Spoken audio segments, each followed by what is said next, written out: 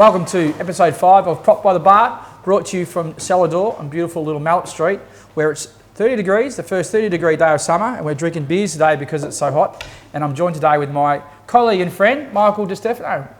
Good to see you again, Gareth. How's things been? Yeah, good. The wall's down, Mike. The wall's down. Yeah, the Ring of Steel's gone. The State's won again. Yeah. And it's what we've been waiting for. So we're sitting here, we're edging closer to a COVID normal. And it's business as usual, so to speak, as usual as it can be. So bring it back to in property terms, we're getting closer. We've been able to do auctions for a number of weeks now. We can do opens again in some way, shape or form, although we can't advertise opens, we can have opens, if that makes sense. Is it 10 people from 10 different households or something? Like Correct. That confuses the hell out of me. Yeah, well that's basically what it is. Yeah. We've seen more stock being listed. Yeah, we have, over the last couple of weeks, and I think over the next couple of weeks we might see a little bit more because it's 6 weeks till Christmas, essentially. I've done the ring arounds. The agents say that a lot of people saying they were sitting on their stock waiting for this to happen, and I think the curtain's been lifted, the stock's going to come back on the market. The question is, will the demand meet the amount of surge of stock that we're going to get? I believe it will, because I think we're going to find that coming down to Geelong next weekend, the road will be chockers. Yeah, but having said that though, I agree with you, but our stock levels are way down from where they were this time last year. So end of October, we had 373 active auction campaigns. Same time last year, we had 919. And what's the promising thing about that was we're at 79% clearance rates too. And I think that's creeping up as well. Yeah. So the interest, people have been sitting not listing because they haven't wanted to miss out on Melbourne competition. So it's there now, and we can see inquiries gone through the roof. Interest in Geelong's at record highs from what we can see at our agency. So I think the next period leading into Christmas is going to be really buoyant. And there's been some great residential sales out there. And the interesting thing is a lot of them are at the upper end of the market.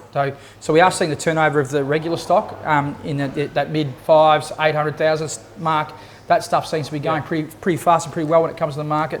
But the stuff that really encourages me when you see a property like 160 Bayswater Road in Newtown, that I valued for around that 1.2 mark in 2017, just sold for 1.6 million. Yeah. That's a huge increase in only a couple of years. So amazing property prices being achieved across the board because of the lack of demand, lack of supply. Huge amount of demand, but lack of supply. So. And we've also seen RBA meet on Cup Day last week and have further cut the interest rates to 0.1%, historic low. I'm not sure what the banks are going to do yet, but people have the confidence that the cash rate's going to stay low, and it's going to stay low for some time. So, and you've got banks lending at 1.85%. You've got banks opening up the doors for the first time. We've got in a long time. We've got 70% LVR on commercial property, 80% on residential property, and then the government's backing further unsecured lending on top of that. So we know that we've had 443,000 is the median sale price, so an increase in sale price. And I saw a statistic that regional Victoria as a whole has had a 5.1% increase on median house price between this quarter in September to the previous quarter in September last year. Yep.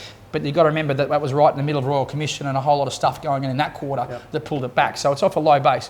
But it's still a really impressive increase in median house price when you've got Melbourne at much lower stuff. Yep. But I've got to talk to you about commercial. Yeah. The commercial market is behaving a bit differently to what people expect. Yeah. So we talked last time about the 37 ghost shops that don't exist. Yep. And I've got to be honest, that still is the trend. There is no lack of demand for leasing at the moment in the commercial, but there is no supply. So the problem at the moment that the commercial agents are having is no supply in the market. And that's across the board in both leasing and sales. But stuff that does come on the market is sought after pretty heavily, isn't it? Oh, absolutely. Both own occupiers, and they're really incentivised to get into the market and buy the property rather than lease, because you've got commercial cash rates at around 2.5%, and you probably still put in a circle around yields at say 5%. Yeah. So you're twice as better off in buying and servicing a loan than you are, And renting. when you've got a share market that's fluctuating because of US elections and a whole bunch of other stuff going on around the world, we don't know what's going to happen with those big share prices. Property is a really popular place to stick your money at the moment, so we are seeing a big push towards it. But we're getting yields contracting as well. So I know you guys sold a property literally the ink is drying on the contract. 29 Llewellyn. Yeah, 29 of 8. So it's actually sold to one of the local, or the tenant is one of the local brewing companies, Blackman's Brewery. Can we announce that? That's Blackman's Brewery, opened up in Geelong. Love Blackman's Brewery. Good local brewery. And we've sold that on a yield of just on 6% at 1.65 million. But again, that has sold before going onto the market. So literally any investment stock, because you hinted share market. 6.2% for an industrial shed in Grovedale, and a year and a half ago we'd be putting 7.5 on it. But that is sliding and sliding and sliding. It's hard to keep up with as a value. I've seen evidence of stuff selling industrially at 5%. So it's just the lack of stock is really driving that market. The 5% ones are the ones that I struggle with, Mike. But that's being the conservative valuer. Well, we both agree that there's a lot of positivities in the market. Yep. I reckon we get on with the show. We've got a great guest coming on and some interesting properties of the week to discuss. So let's get straight into it.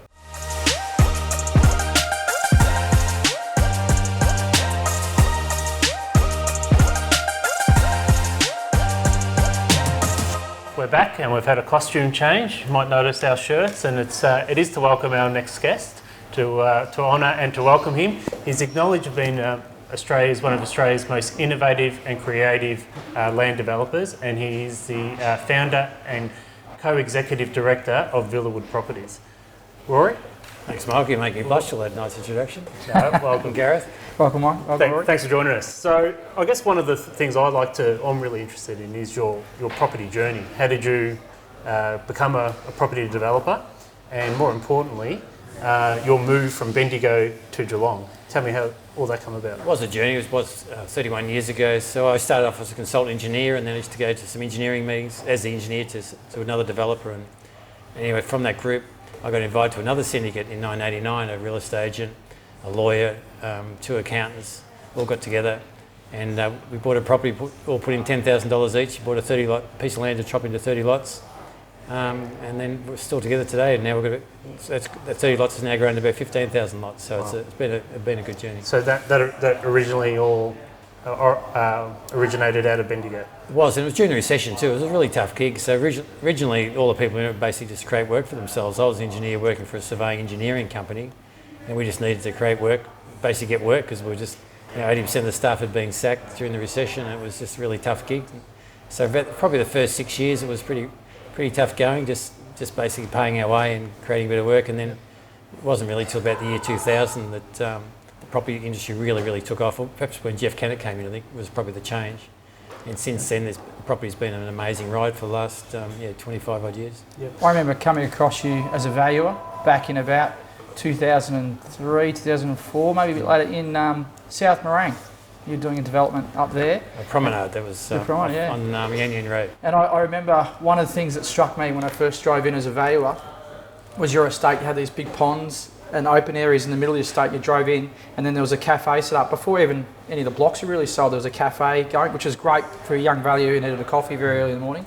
But then you'd go into the other estates and you'd just have houses wall to wall almost everywhere. Hard to find anything to eat or drink in the other estates, but your estate was just glaringly different, and it was very obvious back then that you had a different concept of how you went about development and your fundamentals of how you developed.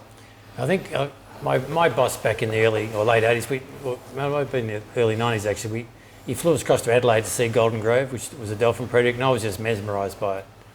It's how fantastic it was, and I go on UDA tours UDA VPLA tours to the America or Europe for the last 20 years as well. So every 2 years we go to a different continent and look at projects. And you just get great ideas and you see great stuff. You want to come back and do good things. Yeah, well, they feel different too. They just feel different being in them, like more open, more family friendly. Yeah, I think if you make things where people are proud to live there, then it just works. It's a long-term brand strategy to make sure people, number one, feel safe, they can make new friends and be proud of where they live.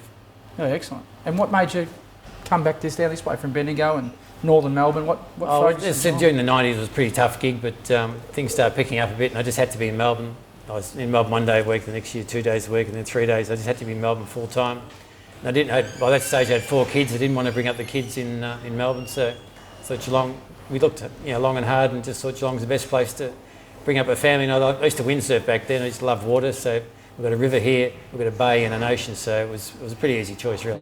So early adopted to the Geelong region? Yeah, we moved our kids here between the ages of 4 and 12. Yep. And within 6 months of being here, I said to the kids, "Do you want to move back to Bendigo?" They go, "No, I love it here." No. And it's been that way ever since. It's been a spectacularly good choice coming to Geelong. Yeah. And I think there's a lot of parallels now between what I did in 2003 and today, when this whole COVID business has just created a whole new market, people realising how good the country is. Yeah, I think we being Geelong boys all our lives, or all my life, you certainly take it for granted, and now you're getting this, we're getting inundated with Melbourne people wanting to make a change, and you need to smell the roses once in a while. So, what were your early projects in Geelong? The first one, I was actually living still in Bendigo at that stage. We did Seaviews in Drysdale. It was one of the 140 lots, and that sold in about 12 months, I think. That was a spectacular success. And then probably when I actually moved to Geelong, we started buying a bit of land. Our first bigger one was probably Estuary, which was 657 lots. Leopold.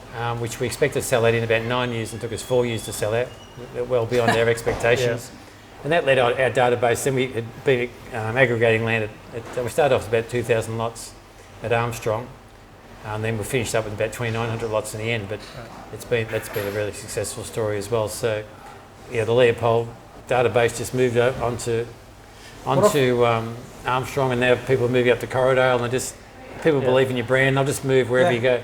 But the club concept itself, I suppose that's our IP. That's what makes us. That's what makes our brand. If we get a project around 1,500 lots or more, we'd love to put a club with the pools and the gyms and the cafes and the parents' lounge, men's shed, community gardens, function rooms. Space with a hamburger with a lot. So people can come in there, because people come from these suburbs. They don't know who the neighbours are going to be, and they want to move in. They want to know who the neighbours are. They want to make new friends. They want their kids to make new friends. They want to go to the local school.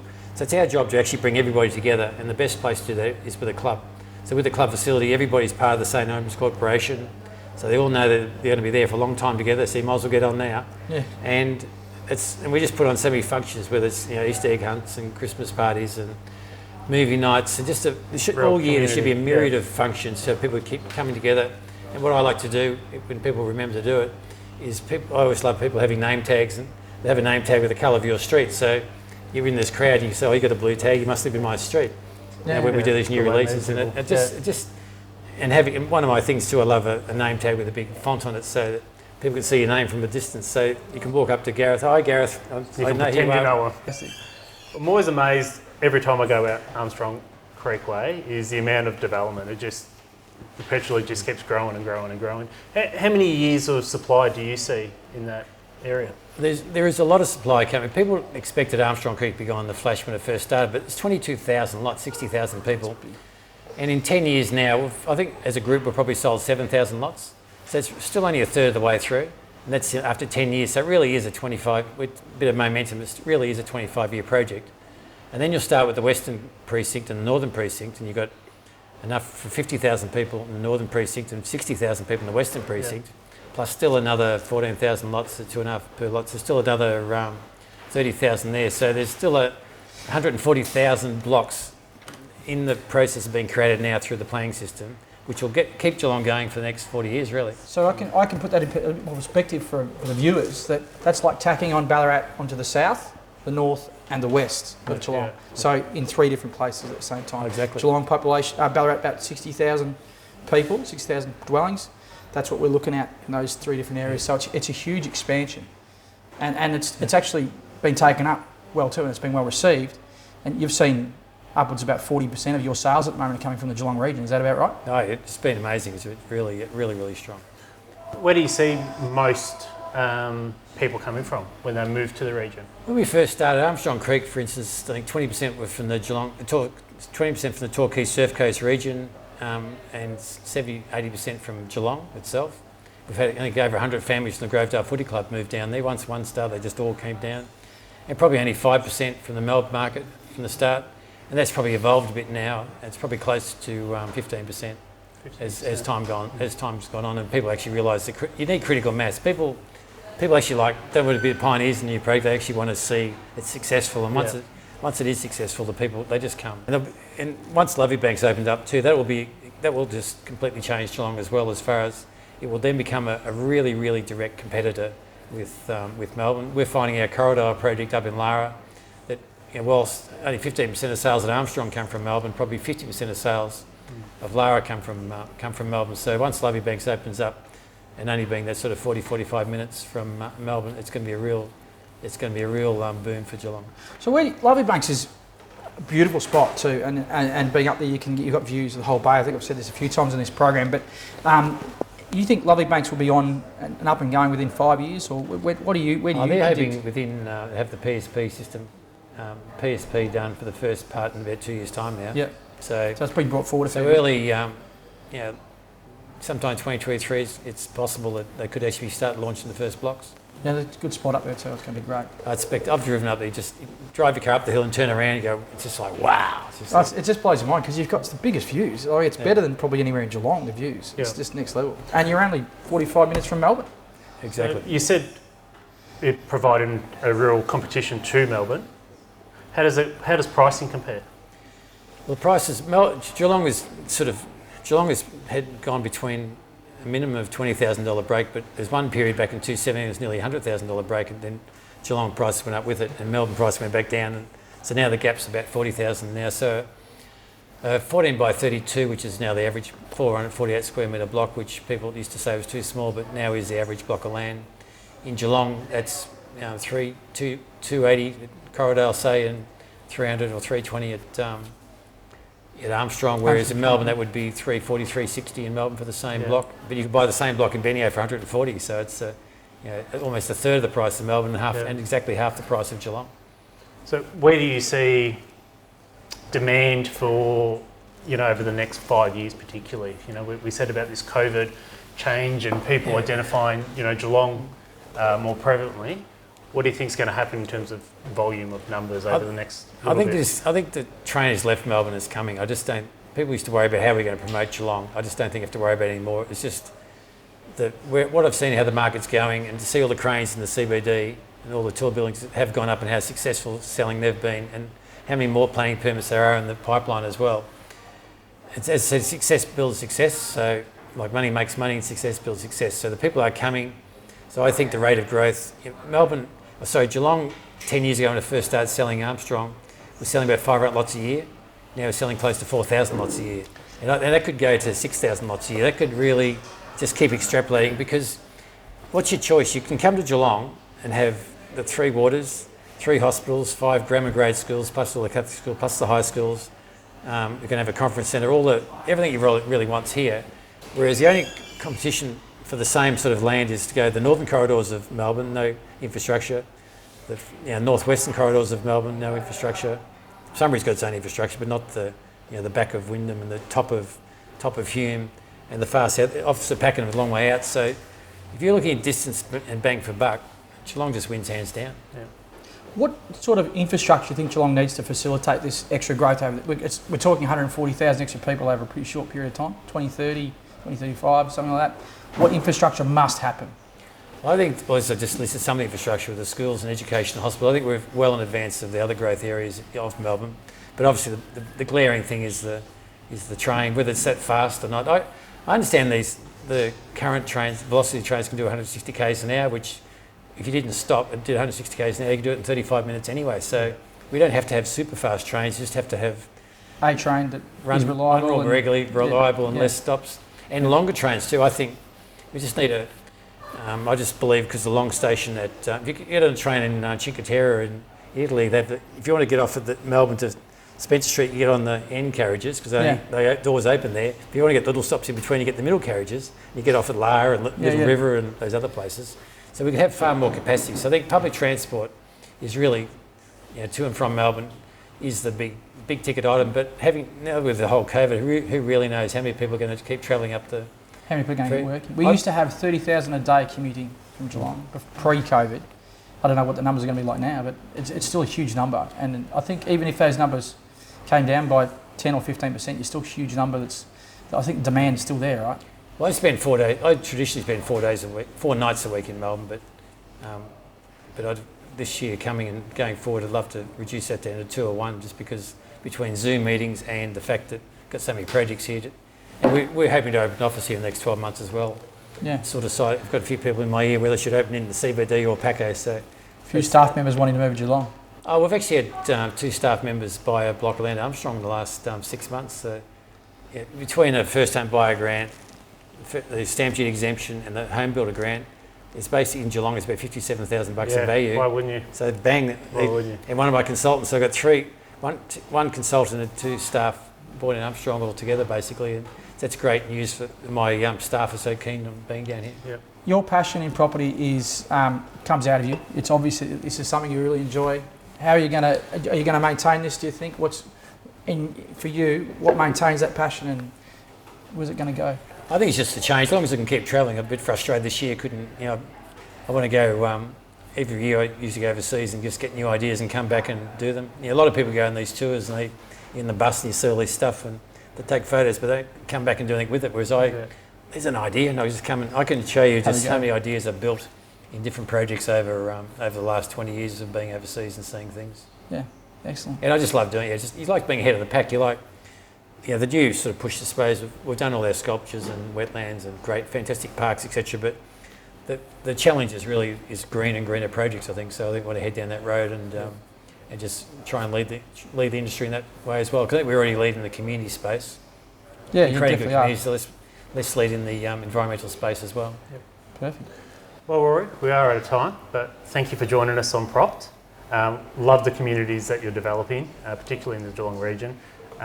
So thanks, Rory, for joining us. And if anyone wants to know any more about Villawood, they can go to their website at villawoodproperties.com.au and check out one of their blogs.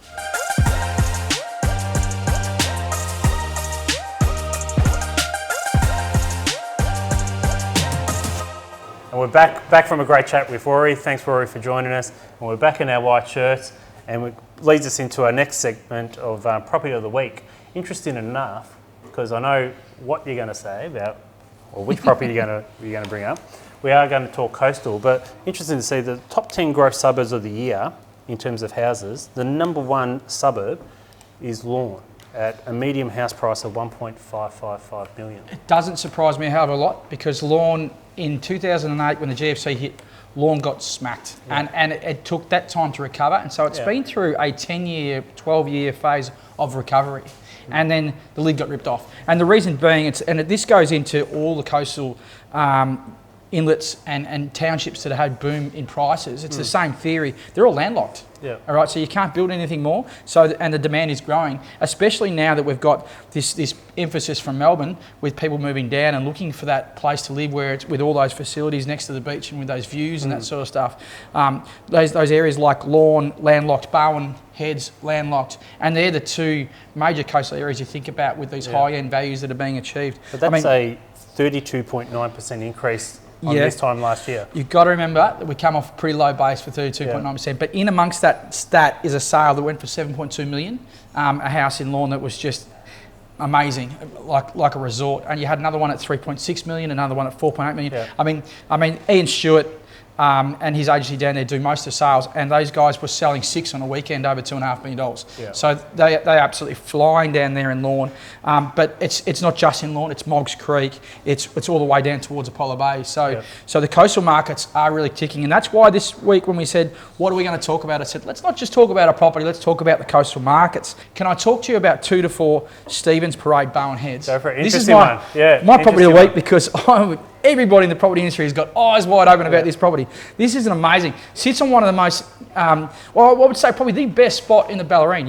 You overlook, I think it's hole 6 of the golf course and the start of hole 7. You've got the ocean right there. You sit on this crest of the hill, this beautiful home. It's a modern home, beautifully built. It's built out of timber and crushed sandstone blocks, so it's beautiful. High-end fixtures and fittings right through, 5 bedrooms, 4 bathrooms. It's an amazing home. Do yourself a favour, viewer, get online, have a look at RT Edgar's site and have a look at that property. It actually comprises of 2 properties. So it's number 4, Stevens, is actually an old dwelling that would be suitably knocked over, put the pool and that sort of stuff.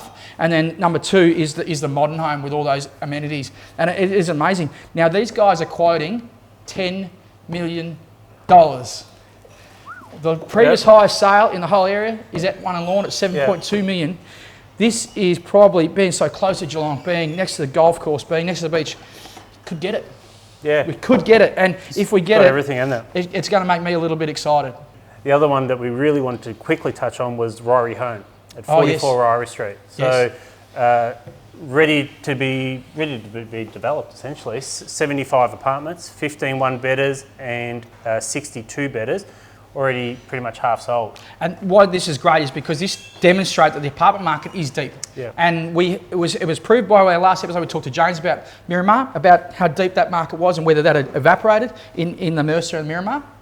What the pre-sales of this building have shown us is that the market is deep still for apartments. A lot of these buyers are owner-occupiers. They're people downsizing from Geelong into these properties. And now we're getting some people from Melbourne as well going into them. So look, I hope, Paul Franz, it's one of his developments. Yep. He's got a great reputation. Does a great job. Really good Really reputation. Job. Yeah. So I really wish him a hell of a lot of luck, and I hope he gets that one up because that'd be great for Geelong.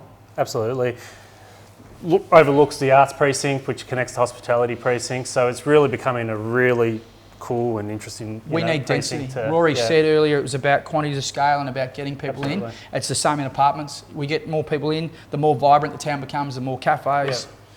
That'd be good. Well, we are out of time. We're getting the wrap up. We are. We're getting the wrap up. So I want to thank John Helmer at Geelong Salador. We're on the local beers, Salt Brewery from Aries Inlet.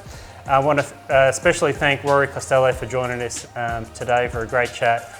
And again, any topics or subjects you want us to discuss, please contact us on our email at propbythebar@gmail.com. Otherwise, we'll see you next time.